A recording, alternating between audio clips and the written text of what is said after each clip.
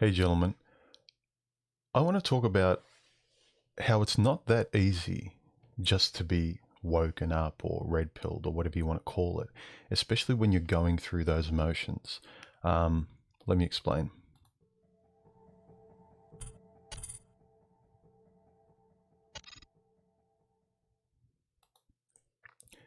I caught up with a close friend yesterday and we went for a really long hike. It was great. It was a really great day, sunny, but it's freezing here in Melbourne at the moment. But got a bit of a walk in during our lockdown, and I've caught up with him in the last few weeks, mainly because he's making a really major life decision at the moment. He's about to marry his longtime girlfriend, and before any of woke red pillars, roll your eyes and say, "Don't do it! What a fool!" I'd like to talk about how difficult it is. And a lot of guys I talk to, they offer a glib solution to sort of, I just red pill the guy. What's wrong with him? Just think about how hard it is to red pill somebody when they're going through emotions, strong emotions, good or bad. I tried as much as I could to talk to my friend, and he wanted to talk. He wanted to get a lot off his chest. He's trying to make the best decision he can, and he knows he's fighting between logic and emotion. What I'd like to offer and to think about is that when emotion is so high, and in his case, he loves this person and he doesn't want to lose her, logic is small compared to the Leviathan, the mountain of emotion. And it's no different to when I remember myself going through negative emotion. When my father passed away a few months ago, everyone could logically give me the right information, like, it'll pass, he's in a better place, you'll get over it. But when you're in that, it doesn't matter. I don't care what you say. The emotion is so great, it's suffocating me. I can't think. I know what you're saying is probably true, but it cannot translate. I cannot absorb it. I'm dying. I'm drowning in emotion. And I would like to offer that it's not as easy making fun of people that really know how they should be thinking. They should be more rationally minded, but they're just so overwhelmed with emotion that it's really hard for them. I feel a lot of sympathy for my friend. A lot of sympathy because I think we recognize in other guys when they're being reckless and doing stupid things, they're doing so-called purple pillar things or blue pillar things, that, oh, what a moron, what a fool. We do this super ego tough love with them where we almost get angry at them because we're getting angry at ourselves because we can see ourselves in that situation and we're screaming at ourselves to do the rational thing given what we all know in the manosphere, female nature, the legal system, so forth, that once he crosses that and gets married, it's all over, potentially. You think I turned my phone off.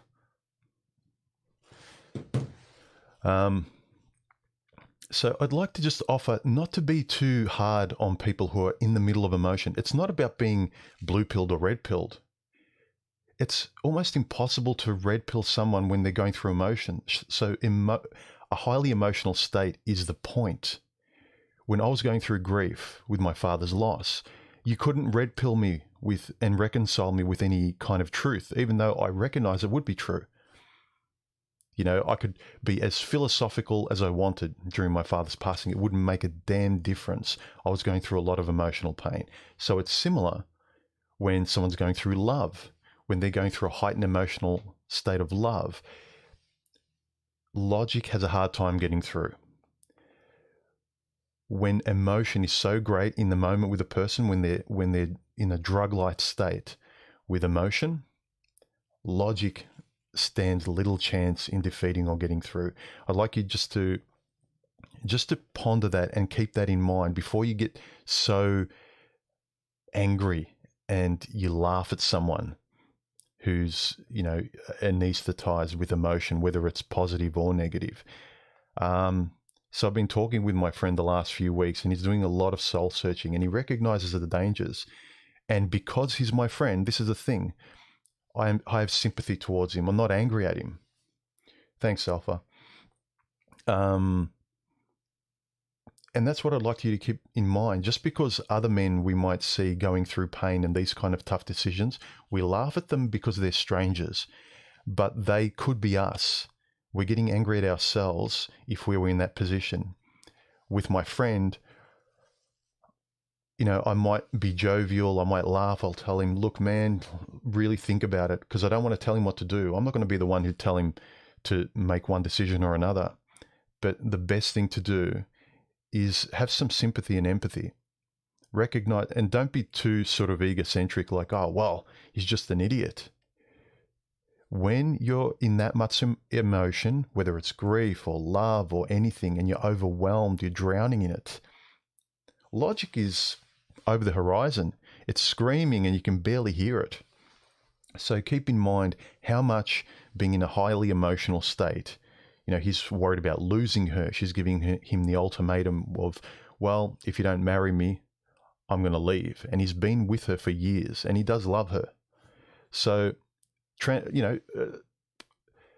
swap a female that you're with your child. Imagine there was a situation where you had to make a decision that you knew was probably wrong, but if you didn't make the decision, your child would go away. What do you do? So I'm saying it's not that clear cut. Don't be that glib and, sort of unsympathetic to the state the person's in. You're in a safe state. You can think on pure logic, almost pure logic.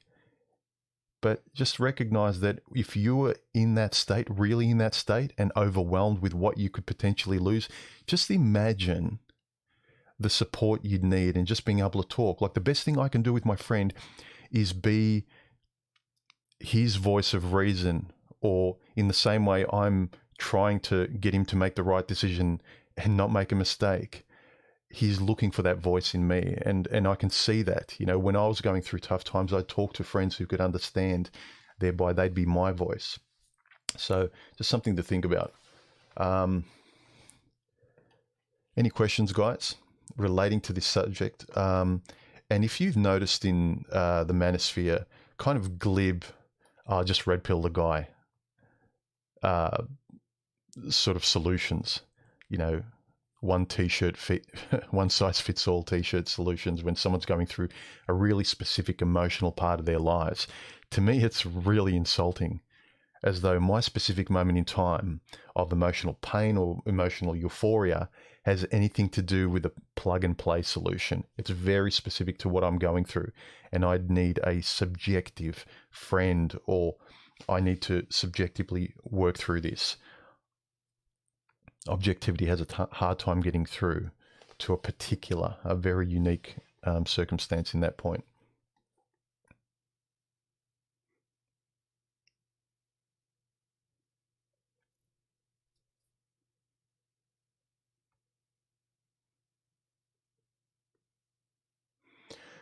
Yeah, I agree. At Ghost, he'd probably get married, because as I was trying to talk reason to him and he sat and listened, his response after was yeah, but she's such a beautiful person. Yeah, but I can understand she's been waiting a long time. And look, I can maybe sympathize with her point of view too. She's been waiting a long time for him, and he hasn't definitively told her that, no, I'm never getting married. I'm not having children. If you don't like it, you can leave. So it's partially his fault that he's been kind of vague, like, oh yeah, maybe someday, just wait enough. And now he's kind of come to the crunch where she's been patient. So I can see it from her point of view too. But he's my friend. And just like if I was in that situation, I would not want to go beyond a point I can't return from. So yeah, he'll probably get married, because he's just, every time I gave him some sort of objective pills to chew on, he would justify it as though she was in front of us as he was speaking to me. So he does love her. But he's just scared. He's just, with good reason. He's not blue pilled. He's purple pilled very much, and he has moments where he's very much in the shade of red. So he knows what he's doing. He knows what he's going through. So it's no surprise that he keeps calling me up, and we've gone 2 weeks in a row for very long walks. We've had, yesterday was like a 5-hour conversation going for a hike. The week before was like a 3.5-hour one. So he's really, really looking to me. There's part of him that's trying to talk himself out of it, while the emotional state that doesn't want her to leave, he's having a hard time listening to anything. It's really in control.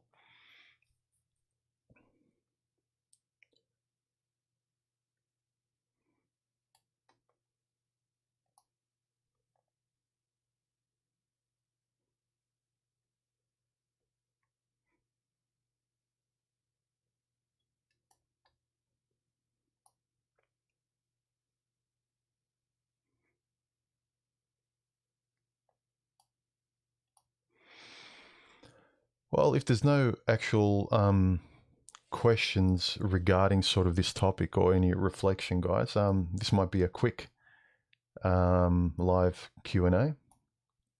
Oh, here we go. Alpha Dog, do you think his marriage has a chance of working out? All marriages do, the more I think you submit. And it depends on the personality of the female, I suppose. So if someone has all the power, like for instance, like you say you own a dog, the more you consider the dog, even though you know you've got all the power, you feed it, it's reliant on you. If you're a less sympathetic and kind person, you don't think about the dog and you just kind of leave it be, and you just use the dog whenever you want, like pulling out your favorite sweater. It depends on you as a person. So if she is what he's trying to tell me, that she's such a nice person, though I think he's embellishing a lot, because he's told me about her best friends. Her best friends are the worst kind of women you'll meet.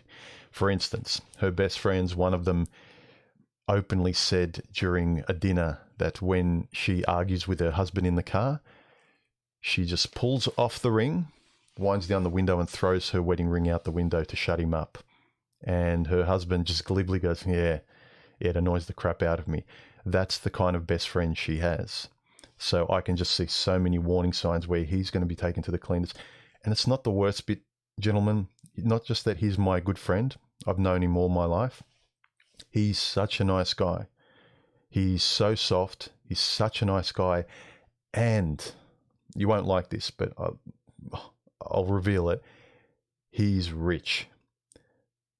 He's the nicest guy I know, soft, finds it hard to say no to women, and he's very rich. Rich enough that he has, I think, 5 supercars locked in storage, because his parking spot at his apartment in the city just only has 1 parking spot. So he's a nice guy, a lot of money, great heart, and he's just going to step in it. And all I can do is just advise as sympathetically as I can, because I do not want to tell him what to do, but I'll suggest heavily, especially to be patient and think. But what can I do? So it's the worst case cliche scenario, but I don't know what to do other than be there and talk to him as much as possible when before he makes a decision, or hopefully doesn't, and is just patient, because he's telling me how, he's talked to lawyers, he's going to get a prenup, and I tell him they're not really worth much later on where they revisit them. So anyway, but I do think he'll probably go through with it if he continues to justify his biases and his feelings towards her, which I understand. I'm trying to be objectively sympathetic. If I was in his situation, and I've been there in certain ways where I justified everything, even the lies, like I was fighting internally my sensible superego that was trying to lead me down a safer path. No, it was all about her. So this is the thing, gentlemen, don't forget, if you were honestly in that same spot, not stoically like, well, if I was in his shoes, I would have told her to F off and who cares, and she can hit the road and she's not the first woman, I can replace her. It's easy to say when you're not in that situation. What's the saying? That it's easy to be brave when you're far from the front line of battle. So in the same way, so what I'd like to offer is why the manosphere information is so important, that if you exercise it, so then when you come to these points in the future, having exercised them and pounded them and imbued them into your psychology, that you may be able to draw on them in much more clarity than you otherwise would have. Like now, I'm trying to ram this stuff through his psyche and there's nowhere to sort of put it through because those doors have not been open previously. I think if you exercise them beforehand, for instance, I'll give the example again of my father passing. I was always philosophical about these things. As his health was deteriorating, I was preparing myself psychologically and stoically for what happened, and it did help me a great deal. So when my father passed, I dealt with it a lot better than a lot of my family members that thought I was, holding things back, or I wasn't as emotional maybe as I should have been. Human, let it out. And I did, but I prepared myself. And I think it's the same.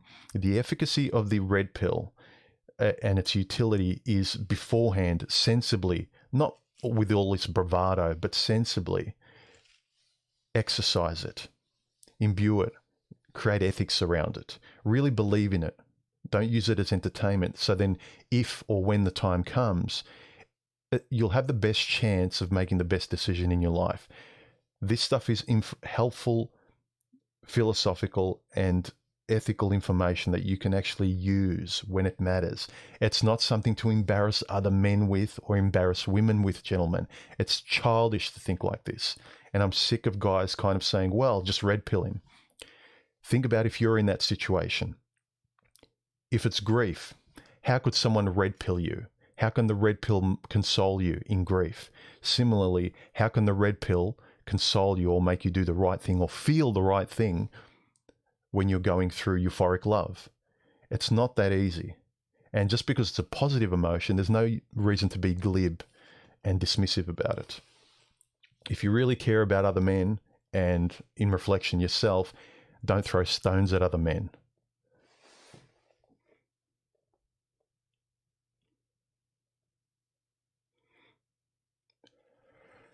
What do I think should be done about traditionalism? Nothing. It's not coming back. Everything that we think might be coming back, I think is just really... If elements do resemble the past, that do sort of evolve or adjust today, it's because of the current moment. We're adapting to the way the world is. We're never going back. We may adapt, and what may come out of it might be elements of, this seems traditional, but we're always changing. So we're never going to go backwards. If we're lucky, we can draw from the past and use those in our present because they work. Like elements of how men and women were able to cooperate to a certain degree, and now they can't. But it doesn't mean we're going to be traditional. We're not turning back the clock. You can never do that.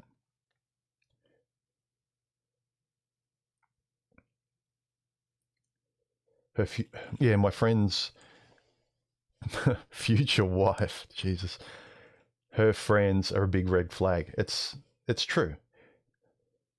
And what the excuse my friend made for her having friends like that was that, well, they're not her closest friends, but they're the only friends she has. I know he's making excuses left, right, and center, but I realize he's doing it because he really cares about it and he doesn't want her to leave. I understand that desperation. I've felt elements of that in the past. I see it in men. I'm trying to be sympathetic because he's my friend. Because if I try and go hard the other way and belittle him and tell him how much of an idiot he is, guess what will happen, gentlemen? Just honestly, guess what will happen? He will not talk to me. He'll probably talk to her only. Or he might talk to another friend that'll sympathetically give him a softer conversation or may confirm the bias of, yeah, because love's all that matters, man, and so forth. So he might just go in without looking at all. He might just go in with his eyes closed. At least I may be able to persuade him to go in with eyes open, and that whatever decision he makes later on, he can say, well, my friend, said this to me and I knew this, but I did it anyway, so it's on me. So I think that's a healthier option. So I know that if I strong arm him, he'll most likely, because of how much he cares for her, he won't talk to me, he'll talk to someone else who's going to confirm the romantic horseshit.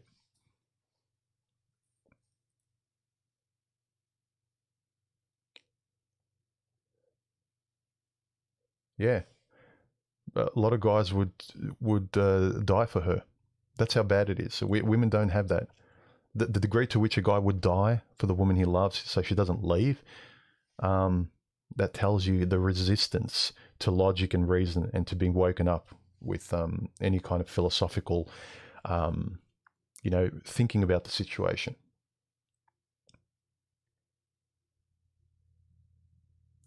Have you advised your friend there are other financial actions he can take to protect his wealth from his future wife? Yeah, he's got 2 lawyers. He's talked to them both. He's doing a lot. And he's doing a lot of this. And his lawyers are doing the best they can. And look, they might. He's got a lot of money. He might protect himself fairly well. He's got a couple of financial advisors. And he's very, very paranoid about this. But I told him the fact that you're so paranoid, you're going to lawyers, you don't trust her, you're talking to me, you're really stressed about it, tells you that you're rushing into things, and you're rushing because she's giving you an ultimatum, and if you don't do it, she's going to leave. So you're rushing because of time. You're not doing it because you want to. I told him I could understand if you were completely honest and you didn't take any crap from her, and you took years for her to be consistent in your relationship where you had absolutely no problems, and then you made the decision to say, okay, let's move in as a trial period for a couple of months just to see, and then after multiple years, if you really wanted to live with this woman, or, you're more traditional person, you want to get married and have children, then when you make those decisions, they're as certain as you can be, and you can trust her. He does not trust her at all, and he's trying to justify it by moving all these chess pieces to convince him, but he's not convinced. That's a scary thing. He's looking to me, he's looking to his lawyers, he's looking structurally everywhere around him to convince him and make it safer than he knows it is, because he knows there's so many red flags. He knows he does not trust her. He knows it. I asked him flat out, do you trust her? And he paused, and he's kind of like, yeah, well, and then he gave this litany of little, well, she's good in this way, and I don't like this about her, and it's just a whole bunch of excuses.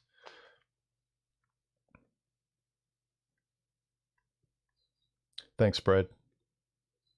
I appreciate it. He's been with her for 7 years. So that's why I can understand it. He hasn't been very definite of, I will never marry, I'll never have children. He's always avoided the topic and been very vague about it, and saying I think he's I don't know exactly what he said, but he hasn't been definitive because I've asked him that. And he's sort of saying, well, she can't stick around forever because she's been waiting a long time and she deserves it. And because he hasn't been completely open about his stance, I can understand her frustration to a degree, because he hasn't been honest.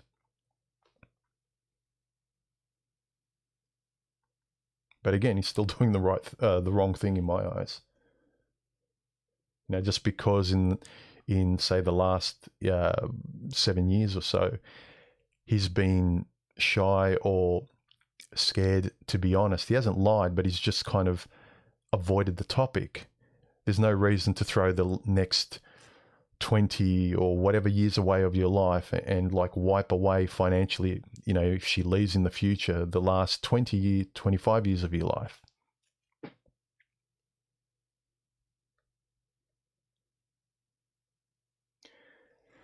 As a man, why are you allowing anyone to give you an ultimatum? Exactly. But I've discussed this recently. The smartest men I know turn into children around women.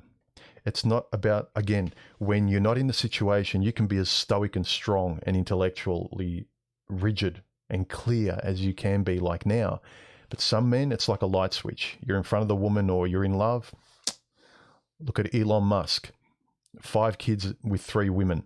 When it doesn't matter how smart you are, when it comes to women, some men are like a light switch.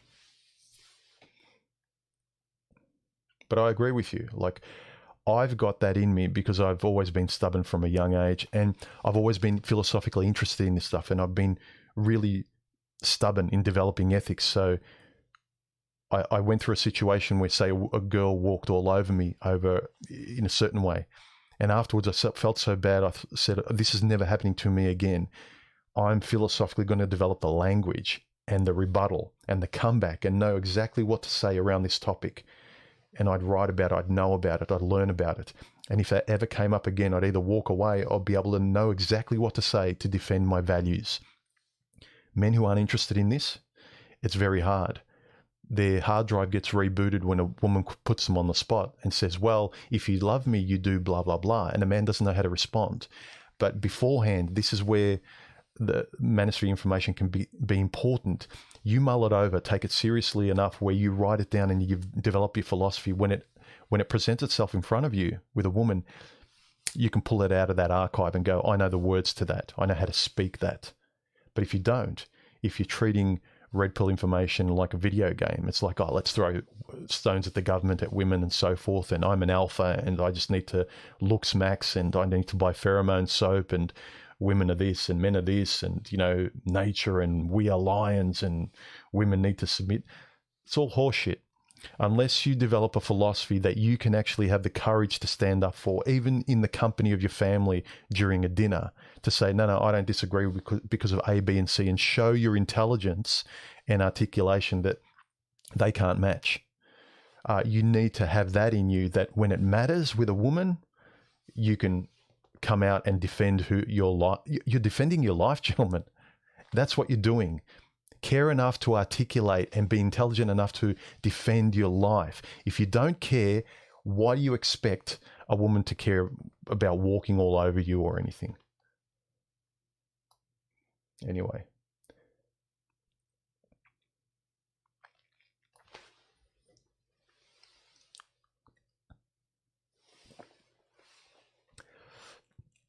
Yeah, but I agree. Develop the kind of man you want to be in private like this. Develop your language.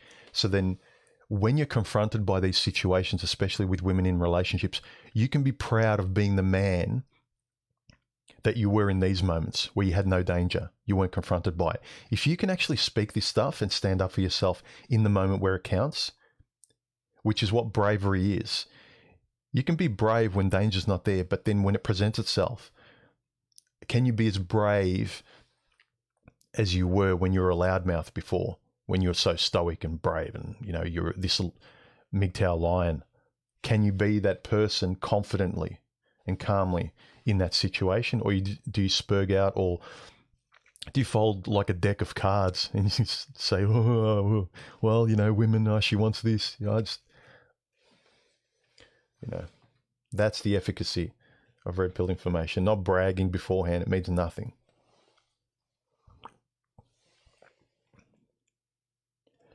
Yeah, well, my friend pretty much kept telling her he was really resistant to marriage. He takes a lot for him. He just wants to live together. He doesn't want marriage, but she kept pushing. He didn't push hard enough to kind of be blunt and saying, I will not marry you. I will never give you children. The limits of our relationships are only being together. Possibly, maybe one day, if I feel like it and we both feel like it, we both agree to live together, maybe in the future, but that's years down the line when we completely trust each other. Not just you trust me, but I need to trust you. It needs to be a two-way street. Do you respect me enough like that? And et cetera, et cetera. Let her know that that's the most you're going to give.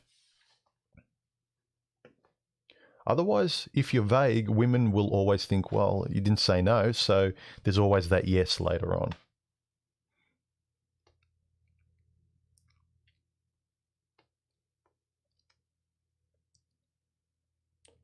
How much of a filter do you think is needed before you help other men or friends in a red pill introduction? Well, this is the thing. I don't, when people say, oh, why don't you red pill your friend, or why don't you introduce him to MGTOW? When I talk to my friend, I am talking to him that way. I don't need to label it something. I don't need to say, well, my friend, join this church or this sect. This will save you. If a person's all he cares about is trying to make the right decision now, whether to get married or not, he doesn't need the added weird suggestion of join a church, join a group. It's like, you know what? I can't think of that. The best thing you could do is talk to him like a human being. And I'm talking red pill ideas. I'm talking enlightened truths. I'm talking sort of, that's what MGTOW or red pill is for me. It's just masculine information, things that'll help you live your life better. You don't need to label it up, get him to join this group or get him to get addicted to these kind of videos. That'll wake him up. He wants a friend to talk to. This is a very intimate, personal moment. He doesn't want some group construct from external to kind of help him. He's got no interest in it. He's only interested in himself and her at that moment. Everything else is irrelevant. But I was definitely talking to him in sort of red pill MGTOW context, but I wasn't labeling it as such. And I think the danger is if you do that, you can lose these people in these critical moments, gentlemen.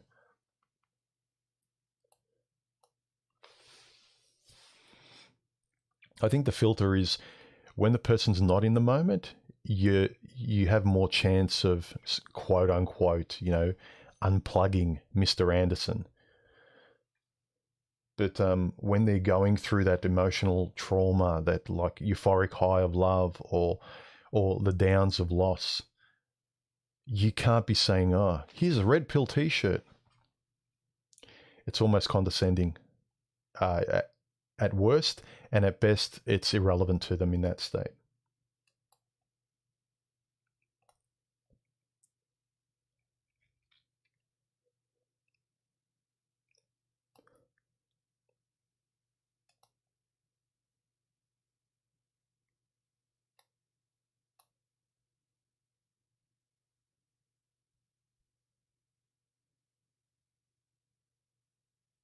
Do you think that your friend is an example of a man that has valued external validation over internal validation and is now having crisis resolving what he hasn't addressed philosophically? Yeah, exactly. Yep, I think in a big way too, because out of all my friends, he's the one I can have the deepest philosophical conversations with, and he's very, very intelligent. He's financially successful. His field is in, without giving too much away about my friend, because he doesn't know I'm talking about him, but the example I think is helpful. I don't want to reveal anything about him, but he's very successful. He's basically in one of the STEM subjects. He's done very well for himself. So he's a very intelligent guy, high IQ, very philosophically minded. But again, doesn't matter how smart and intelligent you are, many men, when it comes to women, light switch, you become a child. And especially in many of our cases, like I know myself, I said when things that happen in childhood, you get wired in a certain way, him as well. His mother left him when he was 3. So you have to be very mindful and sympathetic of those things when you're glibly and unsympathetically kind of just saying, just red pill yourself, you loser. How would you appreciate that if you're going through some sort of emotional high or low? You can just do the best you can, and that's what I'm doing with my friend, trying to talk as much as I can, like a friend or a brother, and tell him everything and be as open and honest sympathetically that he goes in with his eyes open. And then if he does it, he does it. At least I was honest. And he really appreciated it, I think, because I said to him a few times, I said, I don't want you to take this the wrong way, but blah, blah, blah. I don't want you to take this the wrong way, but I think she's a this and a that. She's very uncaring. She doesn't care about you. And his response was, look, human, I know, you've always been honest. We've been friends for a long time. So there's ways of imparting it, but I don't tell him what to do. And I told him that because it's a way of him self-reflecting. I said a few times, I'm not going to tell you what to do, but I'm going to be honest with you. I want you to make the best decision for you. So it's kind of reinforcing that he needs to be the one to make the right decision. Freudian slip. Because he's going to be the one that's going to live with it. And I suggested that you kind of know what's right because you're complaining a hell of a lot and you're talking to me a lot. And you know my point of view when it comes to women in relationships.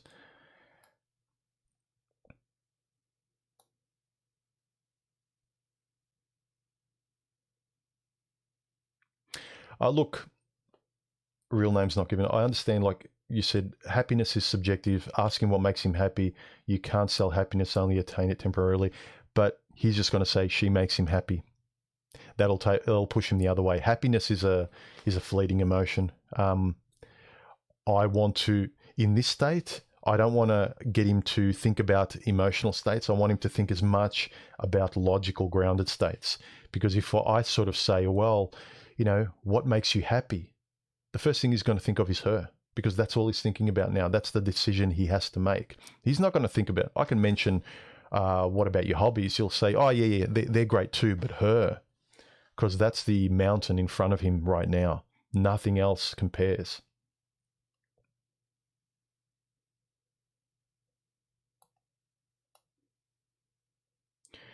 Is he just looking for permission? Part of him, yes, but I think his superego is really trying to get to talk to me and saying, can you talk some sense into your friend human? It's the same thing we kind of do subconsciously when we kick ourselves and say, oh, you're an idiot. We treat ourselves harshly internally. It's our logic and our parental figure trying to take care of us, is trying to get us to make the right decision. And I think his parental superego is seeking me out for a conversation to try and make the best decision he can, because he's a very logical fellow. I mean, too logical in a lot of respects. I'm not saying in this instance, when it comes to women, he's completely illogical, but in every other aspect of life, I take my hat off to him. His financial success, and his way to be strict. He's the fittest person I know as well. He's just everything about him. Super fit, millionaire, super nice guy. But the vulnerability that leaves him from what he's experienced at childhood of his mother leaving, and what he needs from that going forward, and how women can walk all over him and have in the past, it's just painted a massive target on him. And I just feel really sorry for what he's potentially going to go, the decision he's going to make going forward. But all I can do is be a friend and suggest heavily and sympathetically that the decision he makes is one he can live with, and remind him about his logical side, and don't shut that off in this critical situation, because you'll kick yourself later. But yeah, I don't know what he's thinking. He's not thinking, he's feeling, because I respect his thinking as a person. But when it comes to women, he's a 3-year-old. I'm not putting him down. So was I in the past.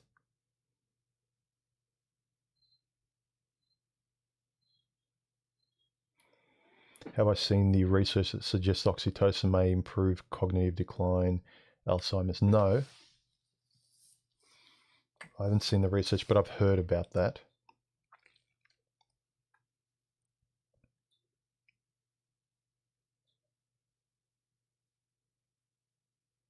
Yeah, Finch, you have to let others think it was their idea. Yeah, if there's a psychological way, not that I can make him do what I want, but I can make him think rationally, that I can splash cold water on his face and go, oh, I thought this. I won't forget that. Because human beings don't like being told what to do, especially when I'm being, in a way, if I even suggest or tell him what he should be doing with the woman he loves right now, and she's the biggest voice in his head in terms of potentially losing her, I have to make my suggestions, if they're going to imbue or take root in his psyche, they need to be something that switch on like a light bulb. And usually that is something you come to as a realization. So the best thing I can do is, and I try to do, is talk to him and then lead him most of the way. So then the final conclusion, he goes, aha, he makes 1 and 1 equal 2. especially with his personality. He's a very analytically and mathematically intelligent guy. So I'm very aware of, when I converse with him, I talk in the sense of 1 plus something equals 2, my friend, and I let him figure it out because he's that kind of person. I don't say 1 plus 1 equals, because it can be condescending, and I know it is with his kind of personality. It would be with mine too, if I'm honest. Hey, Mr. Highway, I've been realizing how powerful of a drug sex is. I know hard drug addicts, and I see little difference between them and those who have access to sex. Exactly. And that's why people, especially women, when they kind of go, oh, men, put it away. Can't you control yourself? Yeah, they're the cocaine and we're the cocaine addicts. It's easy for people who aren't alcoholics to belittle and turn their nose up at alcoholics. But men genetically are alcoholics and women are the alcohol. So it's not that easy to go through your own AA and come through the other end and not even be stimulated, or hardly ever, like, be stimulated by someone putting a beer in front of you, or even the smell of beer. It takes a lot of mental effort and time to sort of do that. It's not that easy. And the people that aren't addicts, like women who are the ones with the drug that men generally want, it's a little bit glib and condescending to kind of say, I just put it away, while they're wearing dresses and offering you the drug. It's like a child with the magnifying glass playing with ants, telling the ants, oh, look at the losers, why don't they just run away and get away from the magnifying glass?